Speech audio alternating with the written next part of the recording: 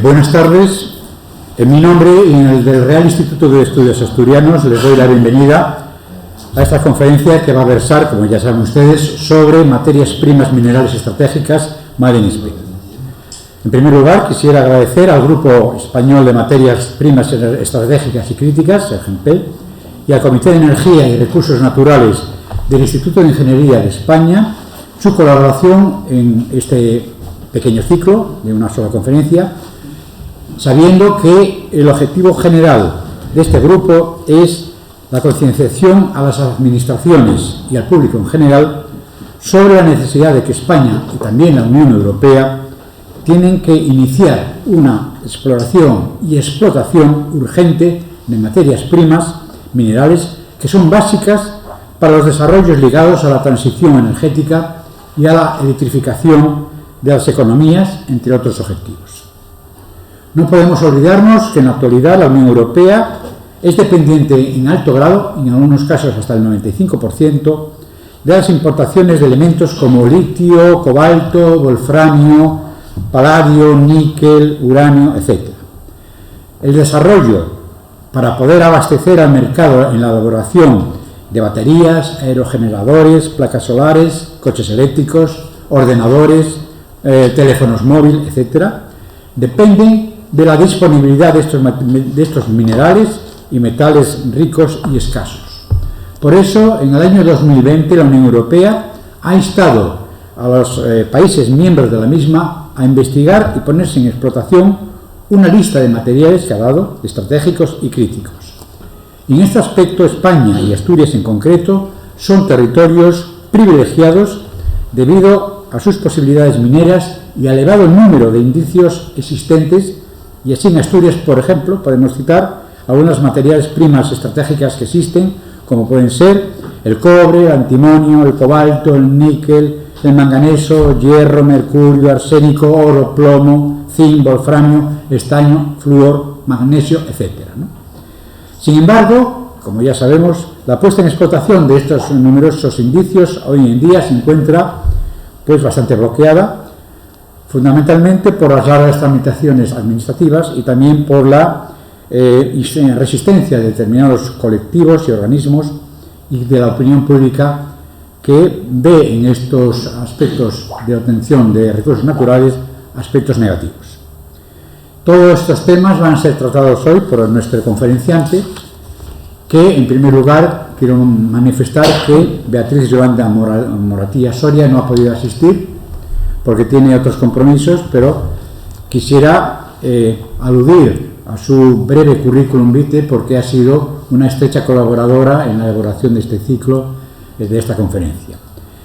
Beatriz es ingeniera industrial que durante varios años ha trabajado en la empresa Ingenierías Técnicas Reunidas Sociedad Anónima y en la misma participó en 18 proyectos internacionales en industrias gasísticas, petroquímicas y metalúrgicas. Se incorporó como profesora de Termodinámica e Ingeniería Energética a la Escuela Superior de Ingenieros, ICAE, de la Universidad Pontificia de Comillas de Madrid, y su experiencia docente se centró fundamentalmente en el área de las máquinas y motores térmicos, siendo además directora de la Cátedra Rafael Mariño de Nuevas Tecnologías Energéticas, en la cual organizó más de 80 eventos científicos. A lo largo de su dilatada carrera ha desarrollado una fructífera labor investigadora que ha quedado patente en la producción científica puesta en evidencia por los numerosos artículos publicados en revistas de la especialidad, junto con cerca de una veintena de libros de carácter científico y su participación también en numerosos proyectos de I+D+I con financiación tanto pública como privada. Asimismo, ha dirigido varias tesis doctorales y tiene más de 50 participaciones en congresos y reuniones de carácter internacional. En la actualidad coordina varios grupos de investigación en temas energéticos como el transporte de combustibles, el transporte y conducción de gas, fiscalidad de la energía, tecnologías energéticas limpias y eficientes y desarrollos sostenibles. Es presidenta del Comité de Energía y Recursos Naturales del Instituto de Ingeniería de España y asimismo es presidenta del Grupo Español de Materias Primas Estratégicas y Críticas del citado instituto. Por último, mencionar que es también académica de número de la Real Academia de Doctores de España. Por su parte, el que nos va a presentar hoy la conferencia, José Antonio Sáenz de Santa María Benedet, es geólogo por la Universidad de Oviedo. Ha obtenido 2 másteres fundamentales, con uno de ellos en Dirección General de Empresas por el IED, y es también máster en Minería, Obra Civil y Medio Ambiente para la explotación de los recursos minerales por la Universidad de Oviedo. Ha trabajado como geólogo para la empresa Ucalsa y así como para la empresa Cansa, donde durante varios años ha estado en el Departamento de Prospecciones Petrolíferas y ha ocupado altos cargos en la empresa de UNOSA. Como profesional libre ha realizado diversos estudios geológicos y geotécnicos para Acciona y para DIF, siendo en esta última el asesor de la Dirección General para Estrategias o Estudios Geológicos e Hidrogeológicos de la variante del Pajares. En la Universidad de Oviedo ha sido profesor colaborador y ha publicado más de medio centenar de artículos científicos sobre temas geológicos, siendo articulista habitual en medios periodísticos y televisivos. Es miembro del Comité de Energía y Recursos Naturales del Instituto de Ingeniería de España y director científico del Grupo Español de Materias Primas Estratégicas y Críticas. Y ha sido, entre 2016 y 2020, presidente del Colegio de Geólogos de Asturias. Y sin más, ya cedo la palabra al conferenciante para que nos exponga el tema de dicha conferencia, y cuando quieras puedes explicar. Me voy a sentar ahí para ver la pantalla. Muchas gracias. Muchas gracias, Tomás. ¿Se oye? Sí.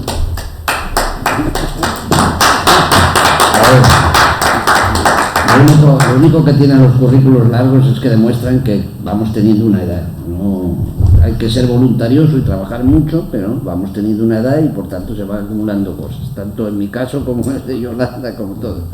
¿Se oye? Sí.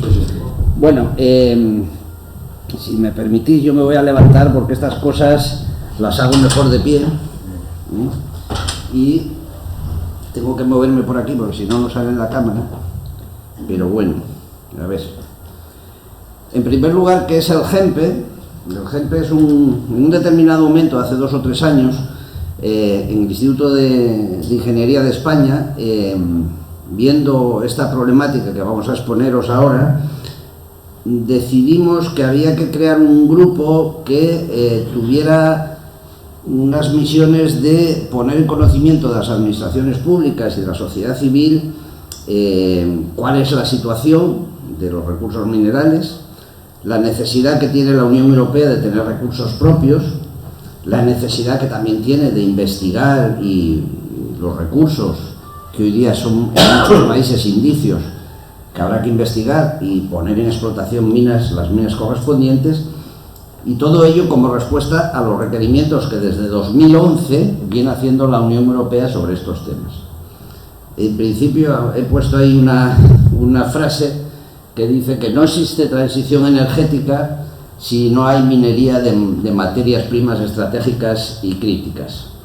También pone ahí que en el grupo y en el Comité de Energía hay ingenieros de diversos campos, desde la eólica, la nuclear, ingenieros de minas, geólogos físicos, algún químico, y entre todos estudiamos todos los temas que tienen que ver con energía y con transición energética.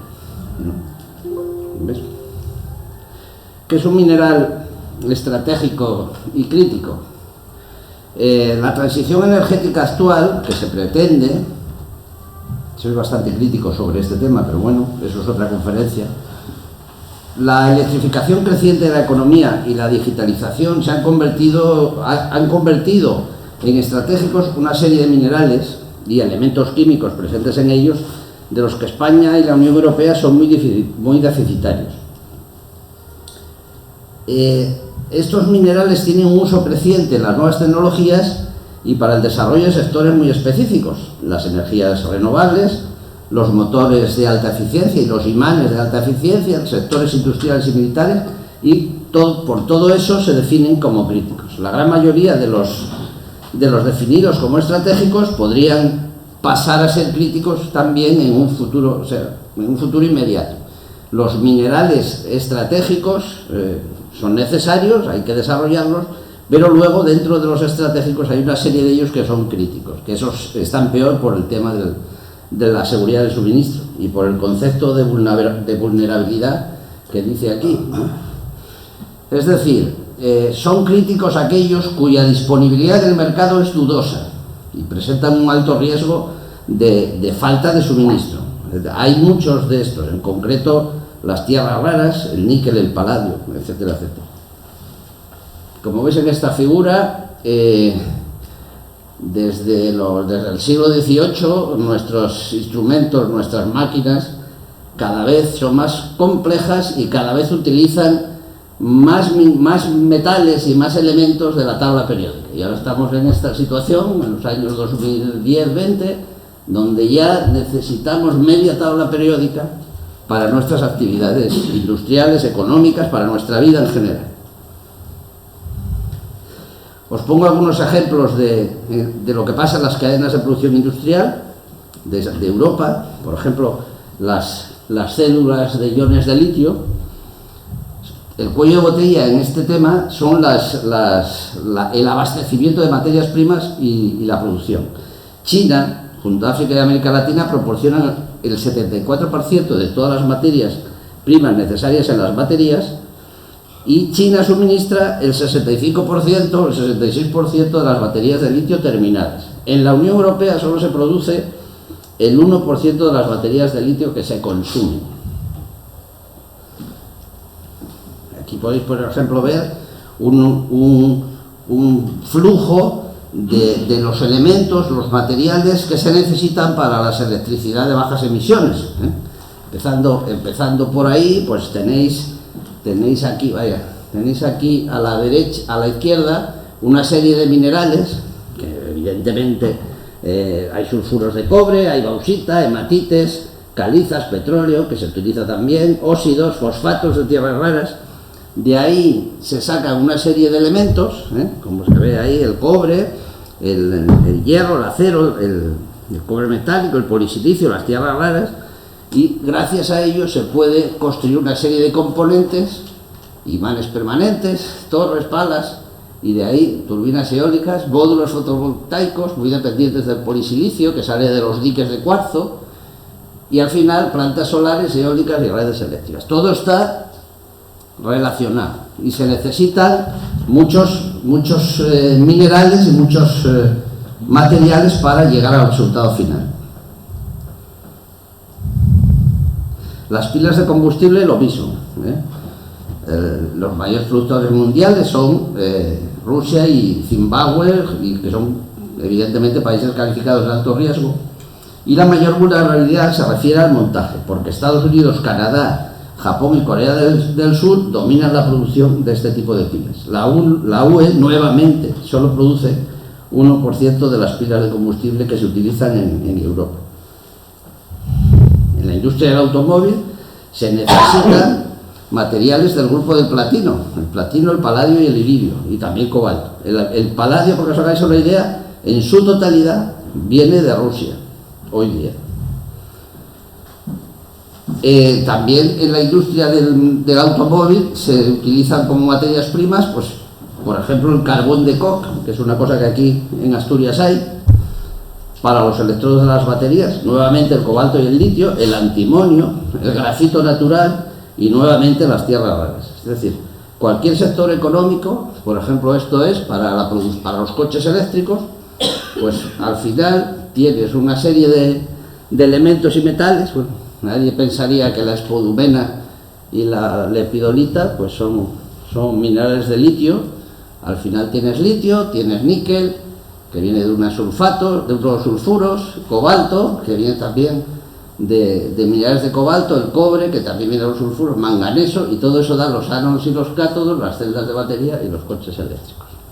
En todos los pasos se ve que las materias primas estratégicas y críticas son básicos, que es lo que la gente no entiende, que todos vivimos gracias a...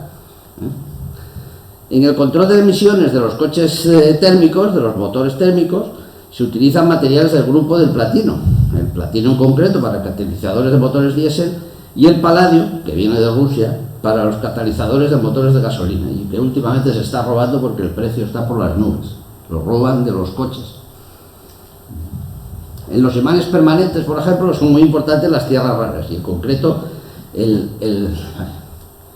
concreto el neodimio, que es una tierra rara que es muy importante para hacer imanes permanentes que generan campos, supercampos magnéticos, y por tanto se puede aumentar la electricidad que se genera gracias a estos imanes. Nuevamente, en el tema de las tierras raras, China domina el suministro, porque es la productora mundial de tierras raras, y además domina la extracción de los metales, de los elementos químicos de las tierras raras.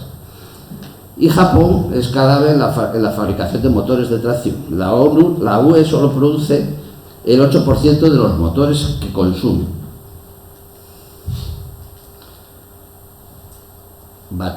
Esto es imán en los motores eléctricos, lo mismo, tierras raras, boratos, y en los semiconductores el galio y el silicio metálico. El silicio es un elemento muy abundante, el cuarzo, el óxido de silicio es un elemento muy abundante, pero no vale cualquier fuente de silicio. Las arenas de playa, que son una fuente de silicio, no valen para esto, hay que explotar diques de cuarzo.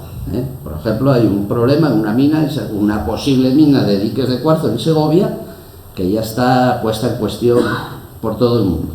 Está saliendo estos días en la prensa. En los abonos y fertilizantes también, la bauxita, los fertilizantes con aluminio, el borato, el espatoflúor, el fósforo y las fosforitas, que se necesitan evidentemente para hacer nuestras tierras productivas. Todo esto también viene de fuera. No me digas por qué, eso es cosa de Yolanda, se usa bismuto para la fabricación de los piensos. No tengo ni idea, lo reconozco, pero esto lo ha puesto Yolanda. En fin. Bueno, en componentes estructurales se utiliza el berilio, el carbón, el espatoflúor, la bauxita para obtener aluminio, el titanio para aleaciones ligeras, el wolframio para aleaciones pesadas, el magnesio, el vanadio, el niobio, en fin. Viene a ser siempre lo mismo, ¿no? Y aquí nuevamente, pues en el caso de la fabricación de hidrógeno, que está tan de moda hablar del hidrógeno, pues para el hidrógeno nuevamente hace falta una lista de minerales, como la perlandita, que es un sulfuro del níquel, que es la principal mena de níquel. En fin, hay una serie de ellos que dan lugar a una serie de elementos que se necesitan: cobre, hierro, titanio, platino, iridio, y de ahí se sacan los ánodos, los cátodos, las membranas, las placas, etcétera, etcétera, los electrolizadores, luego las plantas de hidrógeno y el transporte. Es decir, cualquier proceso nuevo que estamos abriendo de transición requiere de un montón de elementos químicos nuevos que se usaban relativamente poco y que cada vez se usan más, y sobre todo de una serie de minerales que hay que estudiar. El tantalio de los condensadores, el berilio en los sistemas GPS, el silicio metálico nuevamente para fabricar placas solares. Aquí este es un esquema muy curioso que demuestra que los colores indican riesgo de suministro. Cuanto más rojo, mayor riesgo de suministro. Y ya veis que las tierras raras están en riesgo de suministro, lo cual influye en las palas de los molinos, en los motores de tracción, en los sectores de energías renovables y de movilidad eléctrica. Estos verdes son más fáciles de contener o de tener, no tienen tanto riesgo de suministro, pero todos estos metales y elementos químicos hay un riesgo, una vulnerabilidad de no tenerlos y que podamos interrumpir todas estas fabricaciones y todos estos sectores.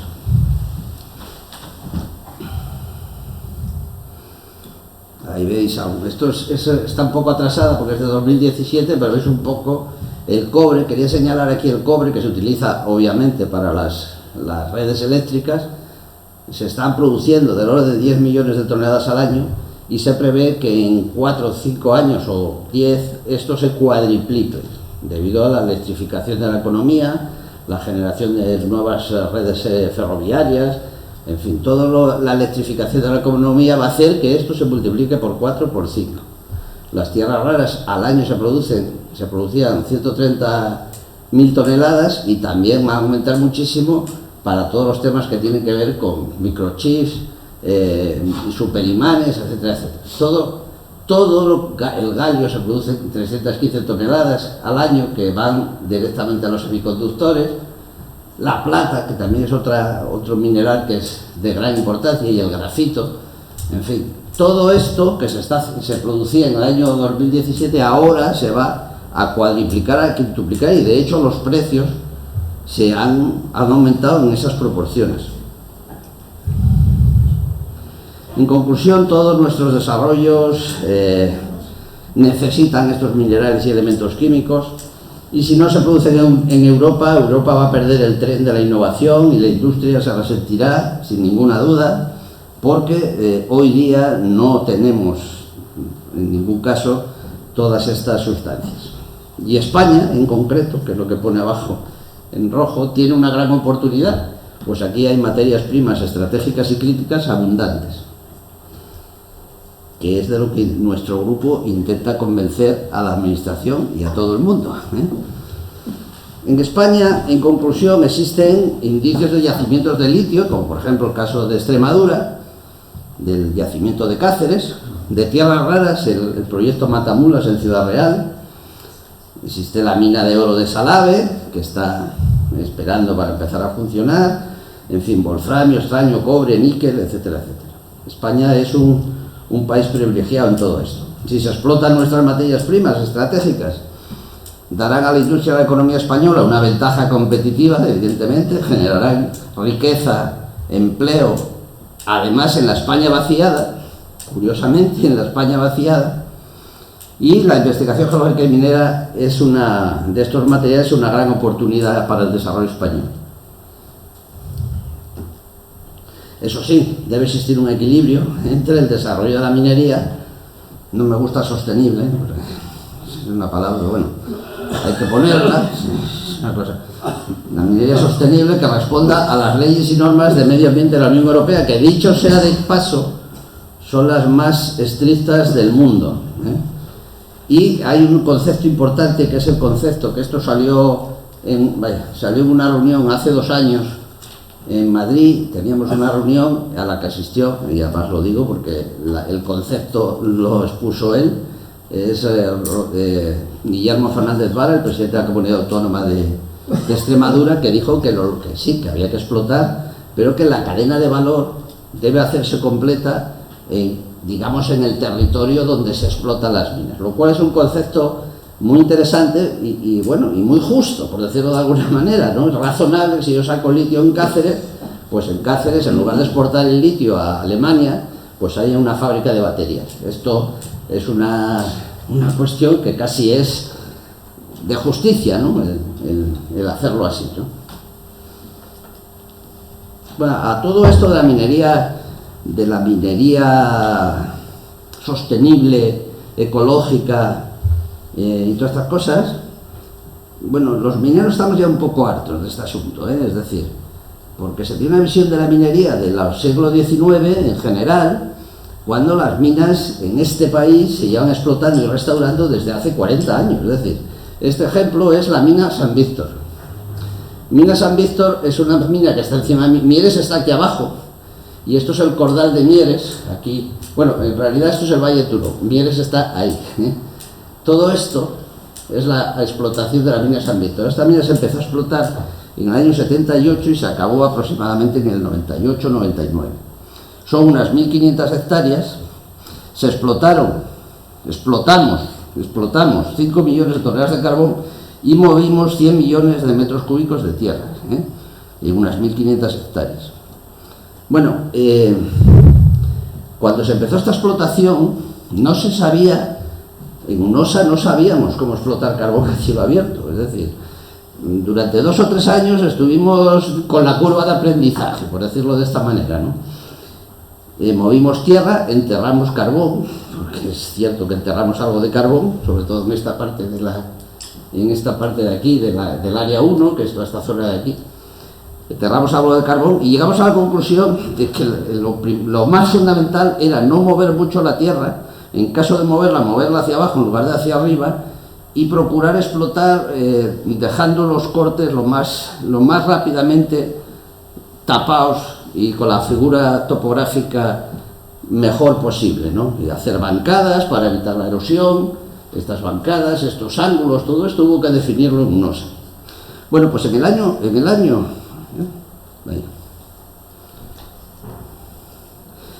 año 84, el Ministerio de Industria se puso en contacto con UNOSA y durante 15 días estuvimos haciendo un informe de qué era lo que hacíamos nosotros para restaurar la mina San Víctor, que era la más grande y la primera que hubo en UNOSA. Bueno, pues ese informe nuestro de cómo se hace una restauración a cielo abierto es el Real Decreto, prácticamente punto por punto, es el Real Decreto Ley 1116 del año 84, o sea, calcado, ¿eh? O sea que desde 1984 en este país existe un sistema de restauración de minas de carbón a cielo abierto, de carbón. De las otras también se hicieron cosas a posteriori, es decir, desde hace todos esos años ya se viene restaurando las minas como es debido. Como podéis ver, la mina, y esta no está acabada porque todavía faltan cosas por restaurar, en el año 2000, hoy día es una zona donde pastan 2000 vacas en verano, y además es un parque de expansión de la ciudad de Mieres, o sea, así de claro. Se puede subir a ver, podemos subir, yo os enseño las zonas que están restauradas y las que no. Esto, por ejemplo, es la mina de Boinás, que está en activo, y que a la vez que está en activo se va restaurando. Esto está, aquí hay una balsa, esto irá creciendo hasta rellenar todo este hueco. Aquí está el pozo está aquí, el Pozo Roberto, todo esto ya está restaurado. Hoy día todavía hay diferencias entre la vegetación de aquí y la original, pero al final llegará a restaurarse todo, si no hay ningún problema. Si es que esto no hay ningún problema, solo hay que diseñarlo justamente cuando empieza la explotación, que es lo que se hace hoy día. Aparte de que el explotador tiene que depositar avales por si en algún momento la mina, por la razón que sea, cierra y no se acaba la restauración, el Estado puede acabar la restauración con los avales presentados por la empresa. En fin, todo esto está perfectamente regulado. No sabemos por qué hay que seguir con el San Benito de las minas, de la restauración de las minas, etcétera, etcétera. Bueno, aquí nuevamente, esto como queda, lo puse porque también nuevamente se ve para cada sustancia el grado de peligro que tiene, porque en rojo está China habitualmente. China es la que suministra mayoritariamente estos minerales, en rojo estos elementos. Luego en verde, en amarillo, la República Democrática del Congo, que no es un dechado de virtudes desde el punto de vista político y social, en fin, para que veáis un poco de dónde traemos las cosas. Aquí lo mismo, bueno, esto en el PDF lo podréis ver sin ningún problema. Y subrayo que esto es estroncio. El estroncio al 100% lo produce España. Una cosa curiosísima. Hay 2 minas en España que producen estroncio. Una cosa maravillosa. Son estas. La mina de Montevives y la mina de Escúzar en Granada, que producen un sulfato de estroncio, que es la celestina, que es este mineral, aquí blanco, en agujas. Eso lo producimos nosotros 100%. Un caso me llamó la atención, cuando sabía que lo producía, pero me llamó la atención que fuera el 100% de la producción mundial.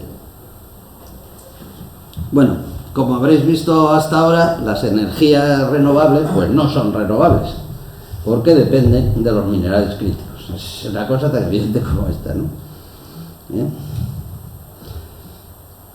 Por resumir, siempre usamos esto en el sentido de esto es que se considera una sustancia estratégica y crítica en el sentido de la ONU. Cuando es usada en numerosos sectores industriales, es difícil de sustituir a corto plazo, tiene múltiples aplicaciones industriales, tiene un gran valor económico porque es escasa habitualmente. Puede haber reservas y recursos limitados, de hecho los hay. Los recursos de litio a nivel mundial son muy limitados, los de cobalto también, y los de tierras raras también. Sus recursos, reservas y producciones están geográficamente localizados en determinados sitios, como pasa con las tierras raras hoy día en China, y en el sentido de la ONU, de la Unión Europea, se considera que sus recursos, reservas y producciones presentan barreras geopolíticas, que es el punto fundamental.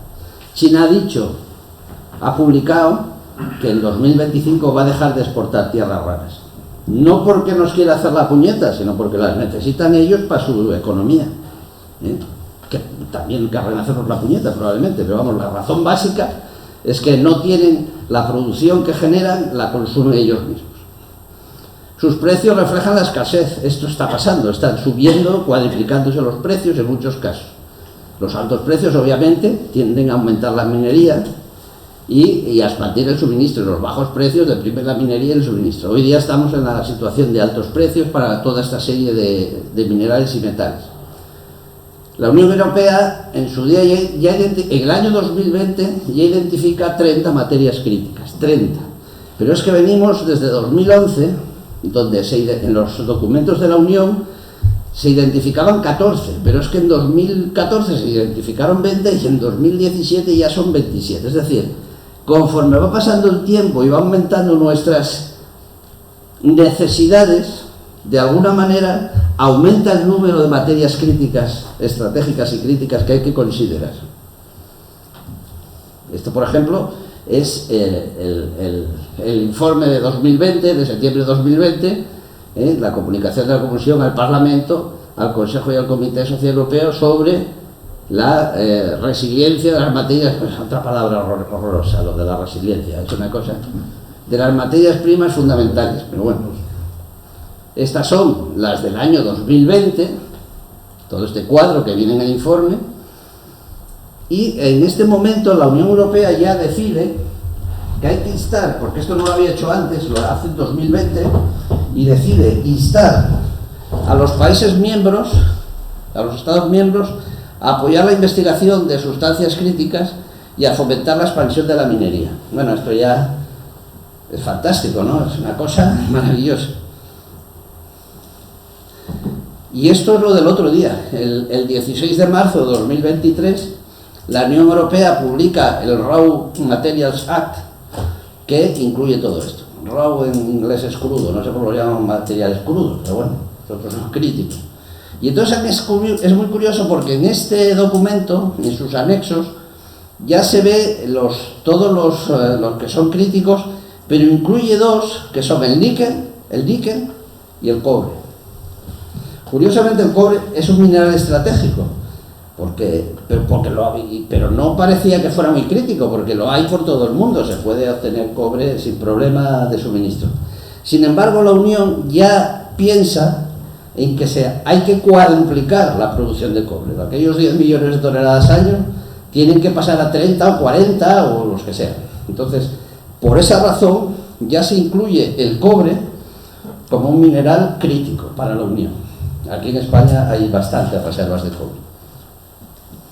Bueno, la tabla periódica nuevamente con todos los minerales en función, todos los elementos en función de lo críticos que son, los lantánidos, los actínidos, el grupo del platino, el oro, bueno, ahí los tenéis nuevamente, los podéis ver en el PDF sin problemas.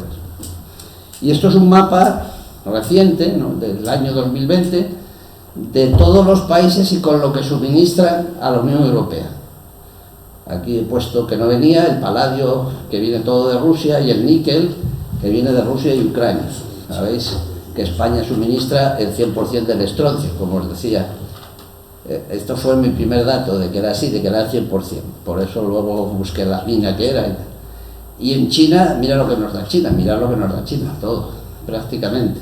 Hay el magnesio el 93, el escandio el 66, el 69% del wolframio, el vanadio, las tierras raras ligeras el 99% de nuestro consumo, y las tierras raras pesadas el 98%. Entonces, esto, claro, tenemos un problema, básicamente tenemos un problema, ¿no? Claro, no hay mucho más que hablar, el Papa es así, tenemos un problema, ¿no? Es lo que pone. Por ejemplo, esto es la producción de tierras raras en China. Estados Unidos producía alguna tierra rara, había un par de minas, luego se fueron agotando o se fueron parando, y hoy día empiezan a intentar nuevamente ponerlas en explotación, pero China es la que produce 200.000 toneladas, casi, bueno, 200.000 o 140.000 toneladas de tierras raras al año, que ya ha dicho que va a dejar de exportar. En la Unión Europea, y este es un mapa de la Unión Europea hecho por la Unión, ¿dónde están nuestras reservas? Bueno, claro, en los materiales antiguos, básicamente. El escudo báltico, un material precámbrico, casi todo él. En los Cárpatos, que también son materiales paleozoicos, muy deformados. En el macizo central francés y en los Alpes. En el macizo orcínico normando, que es la continuación del nuestro. Y en todo el macizo orcénico ibérico, que es Portugal y el oeste de España. O sea que somos una de las partes más beneficiadas en este tema de la Unión.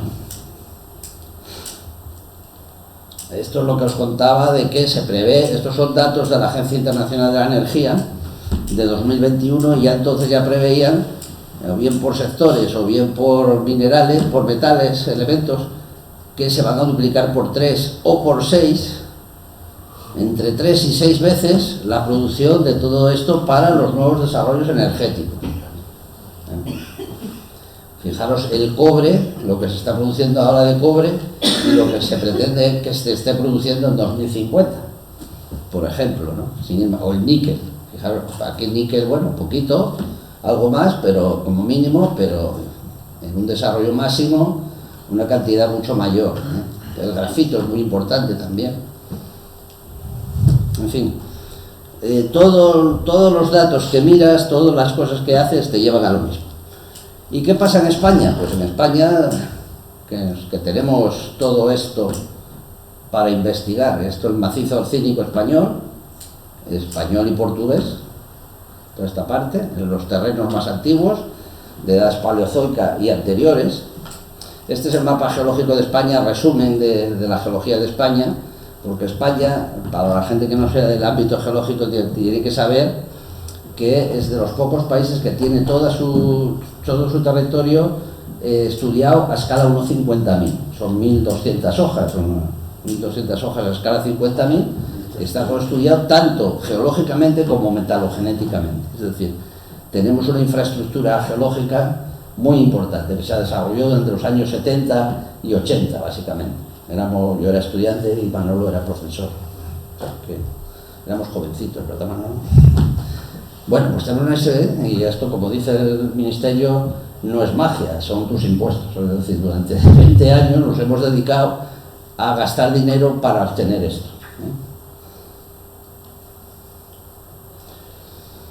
Hay un cinturón ibérico de los sulfuros metálicos que cogería toda esta zona. Bueno, está bien desde el punto de vista de presentación, no está bien desde el punto de vista geológico y minero, pero bueno, queda muy bonito decir que hay un cinturón ibérico de los sulfuros metálicos que coge toda la parte occidental de Iberia, como una gran provincia metalogenética que viene funcionando desde la antigüedad, desde los romanos y anterior. Por ejemplo, materias primas en este cinturón, pues cromo y níquel, niobio y tántalo, wolframio y estaño, que esto fue una explosión minera durante la Segunda Guerra Mundial, porque tanto los aliados como los alemanes andaban trapicheando con esto, haciendo contrabando. En el momento de la Segunda Guerra Mundial aquí llegó a haber 80.000 mineros del wolframio. Muchas de estas minas de wolframio, en su paragénesis, tienen otros elementos que no se explotaban y que iban a la escombrera, que hoy día se están recuperando. El caso más claro es el de Penouta, que es una mina que está por aquí, que está explotando cobalto y tántalo de la escombrera empezó explotando cobalto y tántalo en la escombrera de la antigua mina de wolframio. Berilio y magnesio, también el Pirineo, antimonio, una sustancia, un elemento muy importante. Bueno, luego, claro, empezamos a chocar con la realidad de la vida. La realidad de la vida, ¿cuál es? Que la minería en España está muy encorsetada, por decirlo así, está muy encorsetada, las tramitaciones administrativas son larguísimas, la oposición es brutal, aquello que contaba de las restauraciones, y por ejemplo hay varios casos que se pueden citar. Uno es el de las minas de Salave en Asturias, la mayor mina de oro de Europa, con unas leyes brutales para lo que es habitual, que también tiene cobre y tiene molibdeno y tiene plata, y está por explotar, y lleva 20 años así, es decir, no se ha conseguido todavía ponerla en funcionamiento. Una mina que podría dar durante 20 años, qué sé yo, 500 o 600 puestos de trabajo directo, más 2.000 o 3.000 indirectos para una zona, no digo la España vaciada, pero casi, porque es Tapia de Casariego, que tampoco es que sea el reino de la economía mundial, ¿no? La mina de Retortillo, en Salamanca. Retortillo es una mina en la cual la empresa Berkeley lleva invertidos 100 millones de euros en los últimos 10 años, que está ya preparada para empezar la explotación, y se le ha frenado un papel de la ministra de Transición Ecológica y Reto Demográfico, diciendo que no se pone en explotación básicamente porque el gobierno no quiere ponerla en explotación. Razón última, pues tan peregrina como que como vamos a cerrar las centrales nucleares, ¿para qué vamos a explotar una mina de uranio? Bueno, básicamente la vamos a explotar para vender el uranio a quien lo quiera comprar, ¿no? Porque hoy día el uranio, todo, viene de Rusia. Incluso el uranio enriquecido. Todo el uranio que consume Europa viene de Rusia. De hecho, Francia ha conseguido que el uranio quede fuera de las sanciones a Rusia por la guerra de Ucrania. Bueno, lo de Cáceres del litio, pues está en todos los periódicos, ya sabemos cómo es la historia.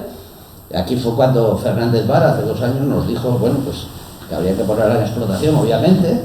Ya en Portugal ya están haciendo minas de litio, en la parte del lado de aquí, de la frontera, y es el concepto ese que este señor sacó de la cadena de valor en Extremadura, bueno, lo más cerca de Extremadura posible. Y luego queda Matamulas. Matamulas es un proyecto de tierras raras. Se explotaría un mineral que es la monacita, el grupo de las monacitas.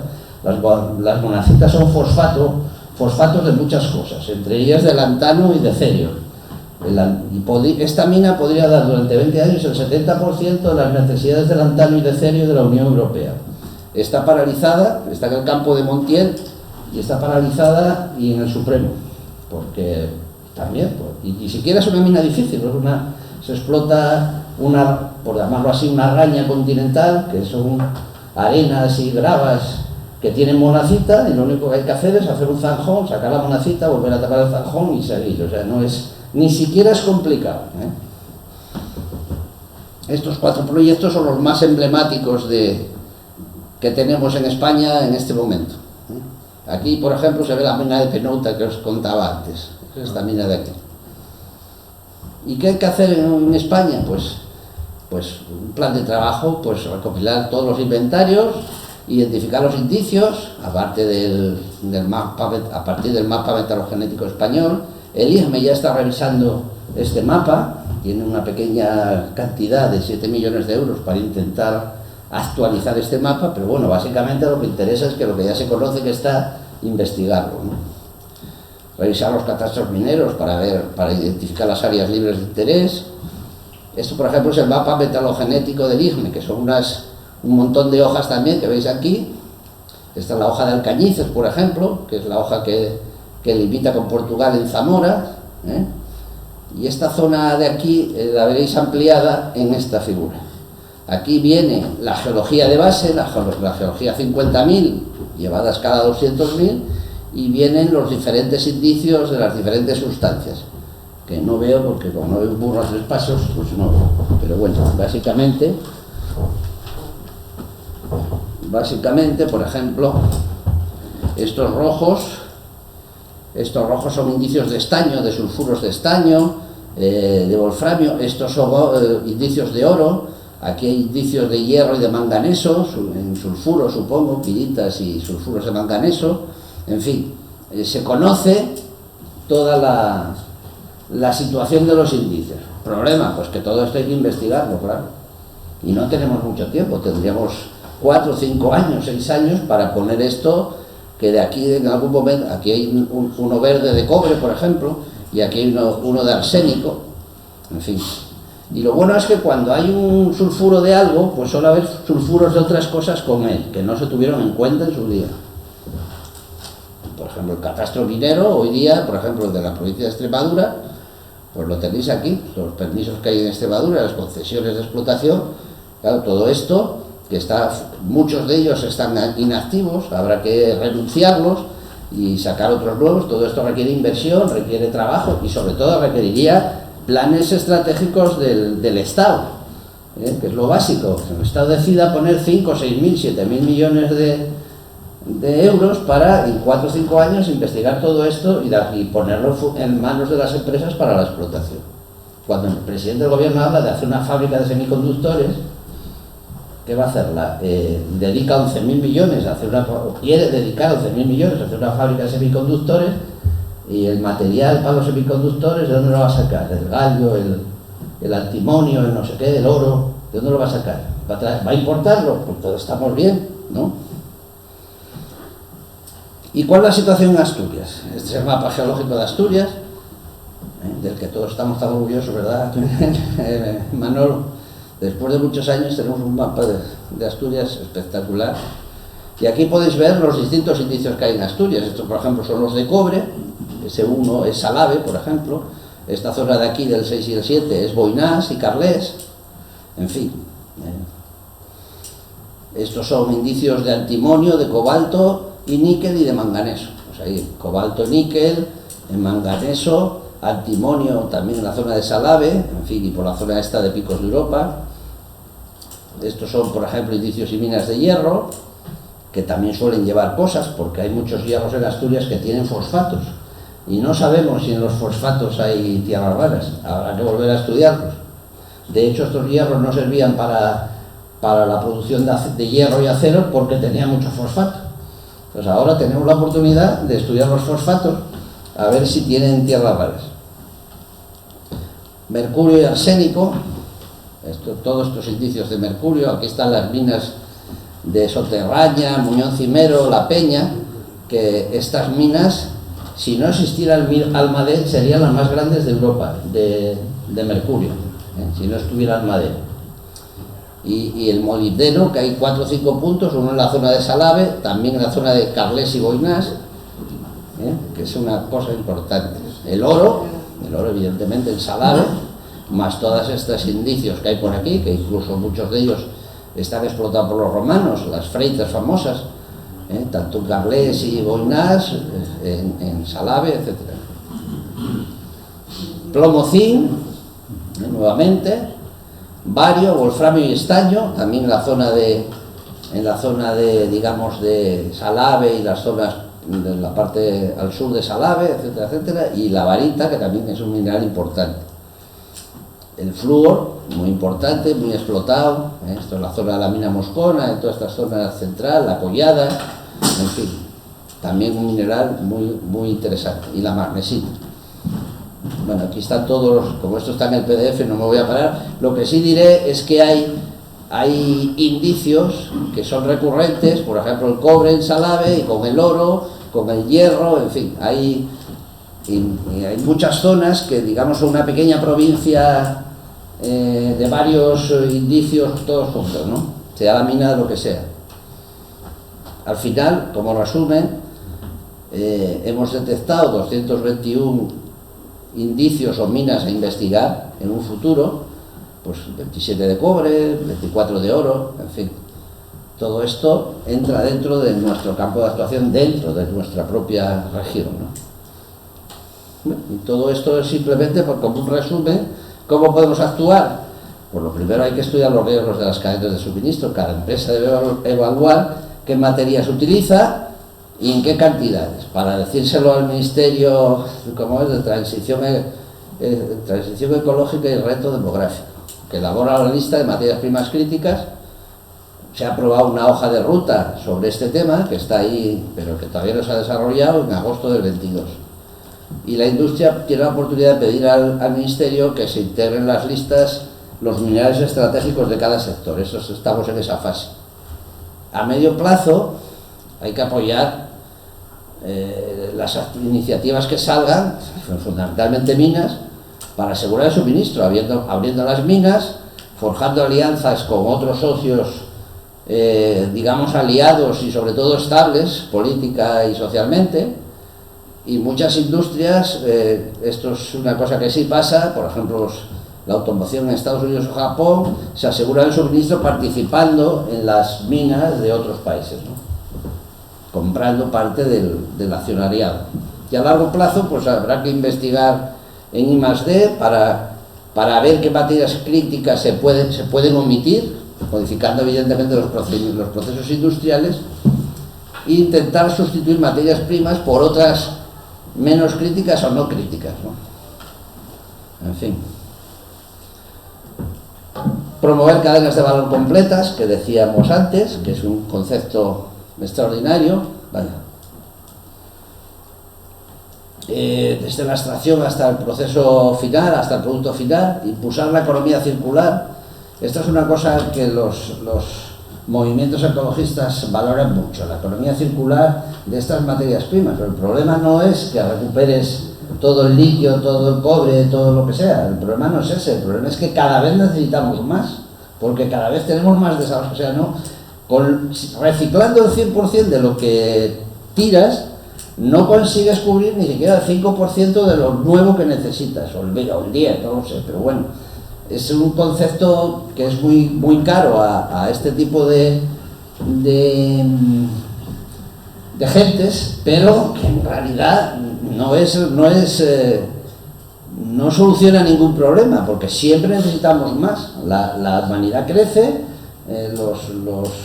los chinos y los indios quieren ser como nosotros y claro, necesitan cobre, necesitan de todo. Entonces, por mucha economía circular que le pongas, siempre vas a tener un problema, ¿no?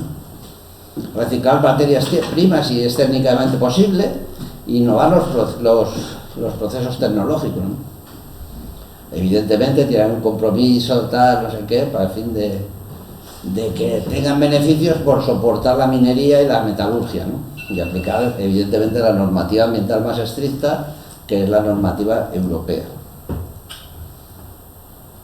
Si todo esto no se da, pues no podremos hacer ninguna transición, y para acelerarla se necesita todo esto. Al fin, también habría que afianzar el liderazgo español en esta industria escalable, porque claro, es que nosotros tenemos una oportunidad de oro. Y luego también habría que aplicar fondos europeos para toda esta historia, que esta sí es importante, esta sí es trascendente para todos los ciudadanos europeos. Y bueno, cambios a introducir y bueno, pues eso, el coche eléctrico, tal, privilegiar la explotación, aprobar la hoja de ruta, por favor, que todavía está sin aprobar, una coordinación de todas las instituciones y estamentos públicos para conseguir poner en marcha todo el sector y todas las cadenas de valor ligadas al sector, en fin. Esto es un poco lo que os queríamos contar y desde luego estoy a vuestra disposición para cualquier cuestión que podáis tener. Muchas gracias.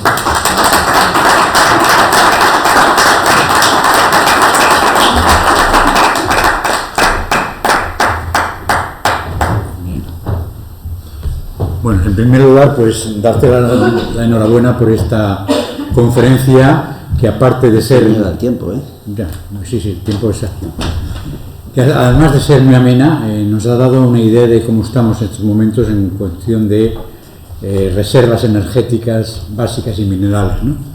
Por eso creo que ha sido muy ilustrativa esta conferencia, que, como lógicamente ha sido grabada, estará expuesta continuamente. El PDF os queda para vosotros, ¿eh? Vale, pues muchísimas gracias. El PDF también podría ser utilizable, pero ya digo que la conferencia en sí misma va a ser visible a partir de dentro de unos días, cuando ya quede colgada en la sede de Ruidía, ¿no?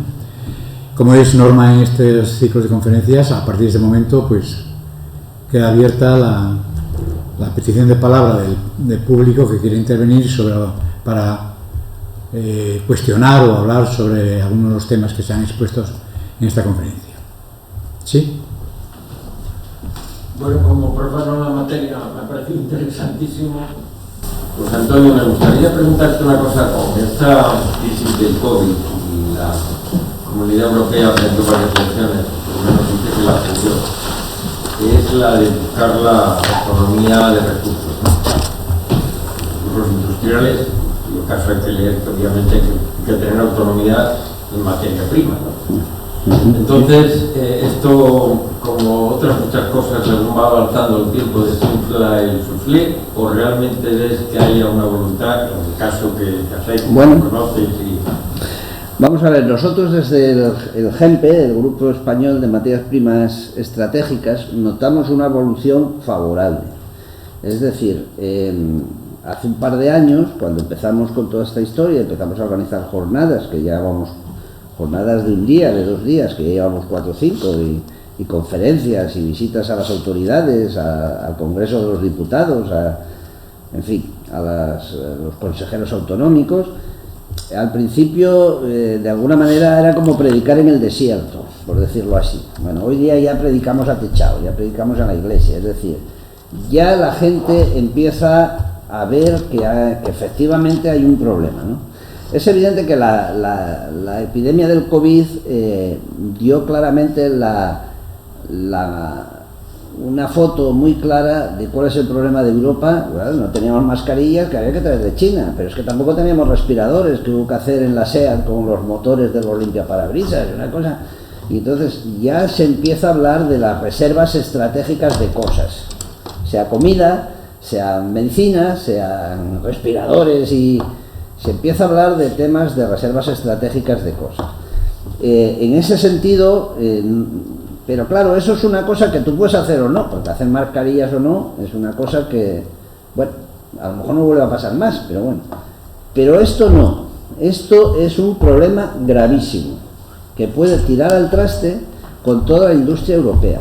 De hecho, hace un par de años o 3, hubo un enfrentamiento entre Estados Unidos y China por el tema de Taiwán, una de estas cosas que se montan a veces, y China prohibió la exportación de tierras raras a Estados Unidos. El tema acabó en las instancias internacionales, pero hubo casi medio año donde Estados Unidos estaba chafado porque no tenía tierras raras, que dicho sea de paso se utilizan en muchos de los armamentos de la defensa de Estados Unidos, los misiles, los drones, los aviones, entonces llevan muchas cantidades de tierra rara. Entonces había un problema de seguridad nacional que casi acaba en un problema serio. Luego al final China cedió y volvió a la explotación, pero avisó entonces de que en 2025 iba a dejar de exportar. Esto es gravísimo para todos, no es una cuestión más, esto es un problema de Estado a nivel de la Unión, a nivel del Estado de España o a nivel de cualquier Estado soberano. También es cierto que conseguir una producción 100% de este tipo de materias en Europa primero no va a ser posible en ningún caso, pero digamos un 30 o un 40% no será antes de 15 o 20 años, siempre y cuando los rectores políticos decidan, de hecho ya la Unión está en ello, simplificar y mucho la tramitación administrativa, porque la tramitación administrativa es farragosa, no, lo siguiente, es decir, te puedes volver loco, y además ni siquiera tienes la seguridad jurídica de que haciendo todo lo que dice el Boletín Oficial del Estado te van a dar permiso para explotar una sustancia, porque hay muchos componentes del tipo de yo soy el alcalde y aquí no se da una licencia urbanística porque no me da la gana a mí, no te digo más, es así de claro, así de duro. Entonces, bueno, pero el problema es es decir, y aunque no vayamos a tener el 100% de las producciones, tener un 20 o un 30% es importante, entre otras cosas, porque si no tienes nada, que es lo que pasa ahora con muchas sustancias, el que lo tiene te marca el precio y te destroza tu economía. Claro, si yo no tengo tierras raras y China las tiene, pues China me las vende al precio que quiere, evidentemente, ¿no? Entonces, esto pasa con todo, pasa con el carbón, pasa con todo, ¿no? O sea, te lo venden al precio que ellos quieren, en función de la oferta y la demanda y en función de quién pague más, que es lo que ha pasado con el gas después de la guerra de Ucrania, que cuando vas a comprar gas en el mercado, claro, te lo venden, pero el gas que se produce no aumenta de forma así exponencial. Hay un gas que se produce todos los años, que está vendido, y si tú quieres gas, pues el poco que me queda te lo vendo al precio que te diga yo. que es lo que pasó y por eso subió tanto el precio del gas durante este año pasado. O sea que este es un problema muy serio, que hay que tomárselo muy en serio. Y además que puede ser, ya digo, una buena cuestión desde el punto de vista económico y desde el punto de vista de la España vaciada. Muy bien. ¿Más intervenciones? Sí, con tu permiso, presidente. Tengo muchos años ya, soy un hombre viejo, no es que esté haciéndome viejo, es que ya lo soy. Pero no entiendo cada vez entiendo menos, que esta sala no esté absolutamente rebosante. No lo entiendo, porque lo que estoy diciendo aquí son cosas fundamentales, esenciales. Sí. Luego tengo una formación científica como químico, geólogo y farmacéutico y doctor en ciencias. Política como diputado de la Junta General y senador con 160.000 votos. No entiendo nada, mis queridos amigos, no entiendo nada. Porque esto tenía que estar rebosante, absolutamente rebosante. No hay cosa que más me fastidie que el sectarismo. Nada me fastidia más. No lo entiendo. En fin. Te felicito entrañablemente, querido colega, felicito al presidente, a ti por los datos que nos das ahí, que son impresionantes del tema de Asturias, y que tenía que estar de interés continuo en el periódico, todos los días, pero todos los días. No entiendo, sí, perdonadme.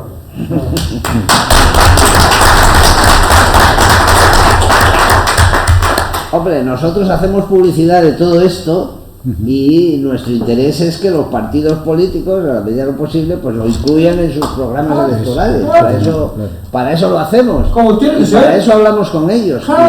Y hemos pasado la fase en que nadie entiende nada, porque nadie entiende que se necesite para la vida el cobre, por ejemplo. Nadie entiende que vive gracias a que existe el cobre. Estas luces, cocinar con una cocina de inducción, en fin, todo eso.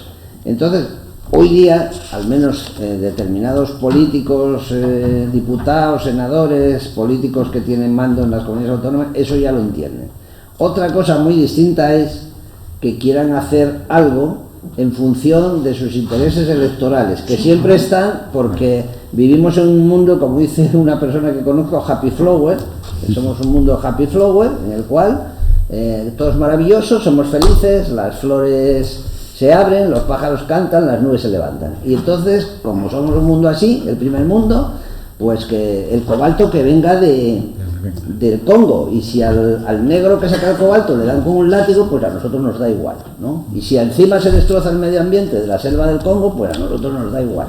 Con que no se destroce el nuestro, basta. Y este es el problema serio que tiene, políticamente hablando, la Unión Europea, que todo va en función de las percepciones de la gente y de la política, y claro, nadie hace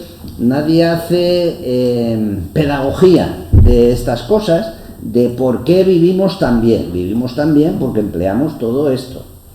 Gas, petróleo, carbón también, o sea, no se va gas, petróleo y carbón en un 80% de nuestro consumo energético, porque la electricidad solo es el 20%.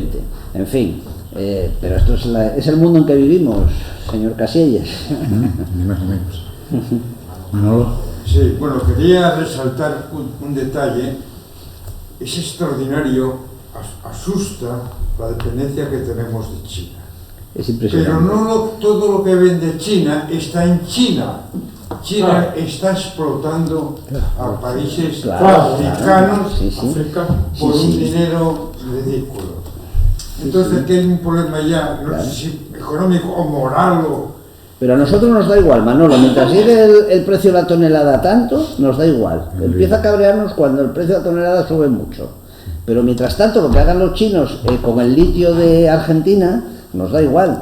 Pero pasa lo mismo con el uranio ruso, es decir, Rusia nos manda el uranio y mientras nos lo mande, todos calladitos. El día que a Rusia le dé, que es una de las cosas de las que tenemos que tener cuidado, por hacernos unas sanciones con el uranio, vamos a pasarlas de Aquilo, también, o con el paladio, en fin, o como el grano, con el cereal, en fin.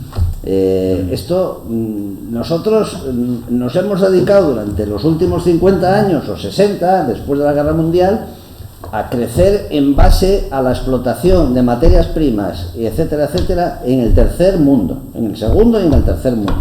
Es más, cuando no nos gustaban sus gobiernos, los hemos cambiado directamente, o sea, no ha habido ningún problema.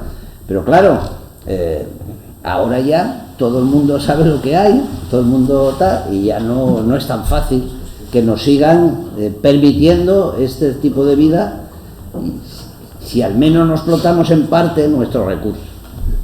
Porque además el problema es que todo el mundo los necesita. Claro, China necesita sus tierras raras. Ya está, se acabó. Muy bien. ¿Vale? ¿Más intervenciones? Pues si no hay otras, les agradezco de nuevo su atención, su presencia, y esperemos que estas charlas sirvan para que la gente se conciencie de dónde estamos y lo que y nuestro futuro tan negro que tenemos delante, si no lo cambiamos. Muchísimas gracias.